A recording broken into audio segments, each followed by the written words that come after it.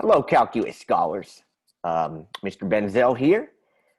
So this next week, we're going to be talking about vertical and horizontal asymptotes using limits. So today, we're going to be mainly looking at vertical asymptotes. And we're going to be looking at it from a sort of a graphical perspective first. And then next class, we're going to look more at horizontal asymptotes. And it turns out that there's some really neat ways to actually evaluate limits as x approaches infinity or negative infinity. So that's kind of our roadmap here. Let me kind of even just use the annotate tool here. So like in the horizontal asymptotes, I mean, if we have that type of situation,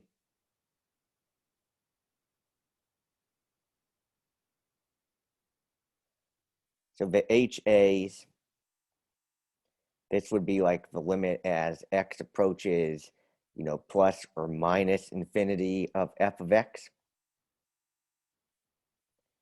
And then that gives you, your HA, horizontal asymptote. And in the vertical asymptotes, maybe I have like an x value like A, and there's like a vertical asymptote that's going on. So what's going on is that there's a limit. So we actually look at the one-sided limit. So I'll just kind of like put the plus or minus there, telling us that we kind of look at both. And it's going to kind of give you a plus or minus infinity type of situation. So these are your vertical asymptotes or VAs.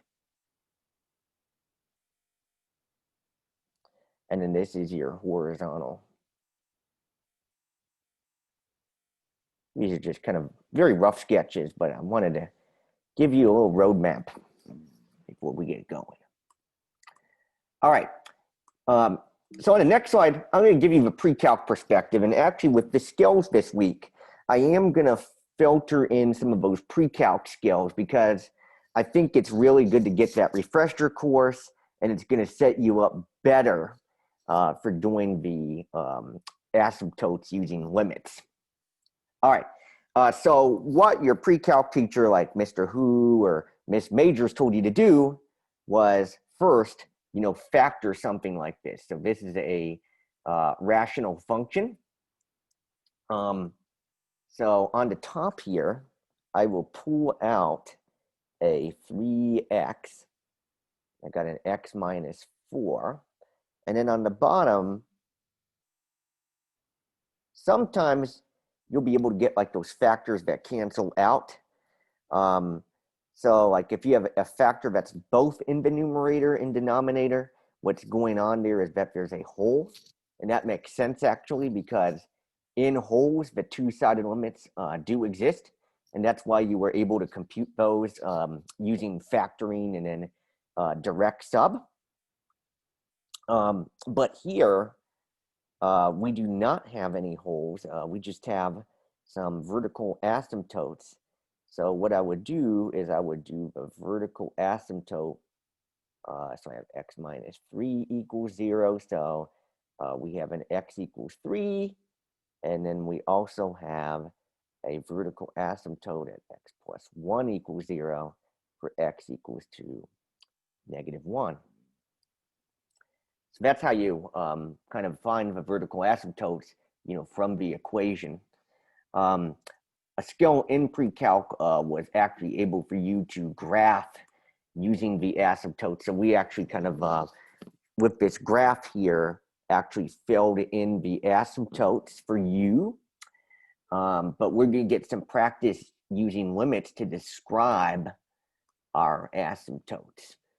So for this first one here, I have a vertical asymptote.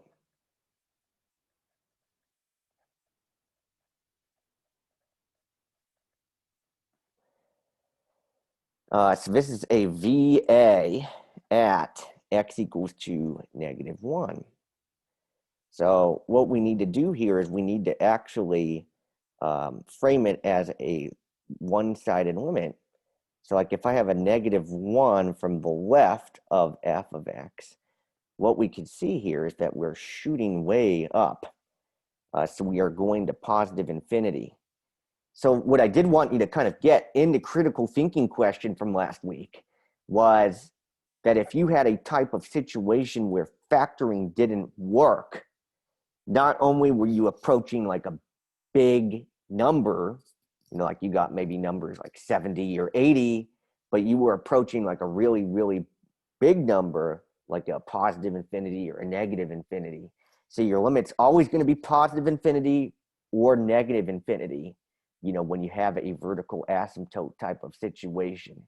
And the key for getting a vertical asymptote type of situation is when you have a limit and you cannot factor it. That's kind of the key.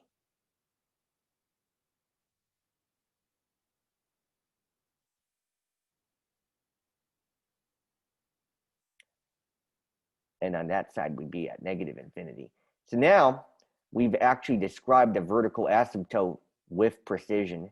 And then on this one, we'll just go ahead and try that now. So we have a VA at x equals to 3. So my limit as x approaches 3 from the left of f of x is going to be positive infinity, and the limit as x approaches 3 from the right of f of x is going to be negative infinity. And as kind of a bonus, we'll do the horizontal asymptote as well. It's not too much more difficult here.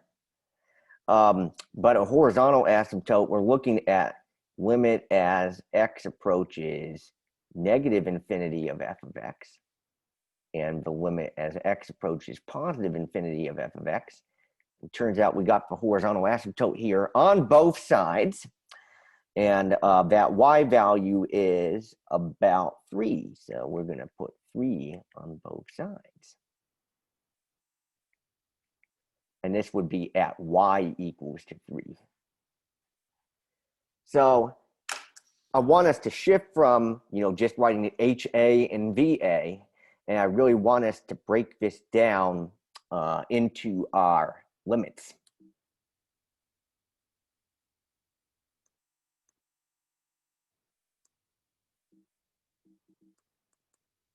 Okay.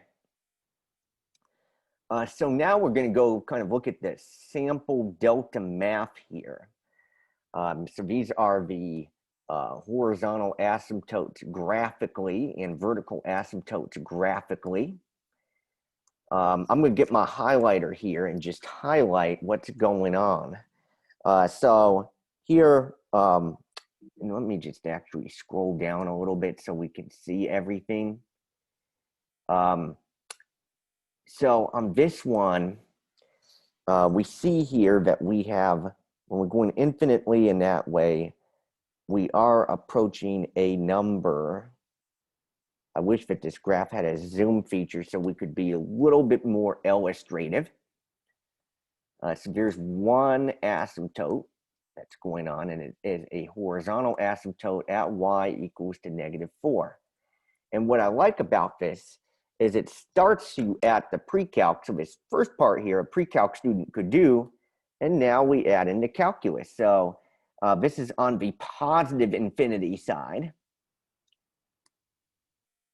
And there we go. We have a limit, and it describes the asymptote using calculus.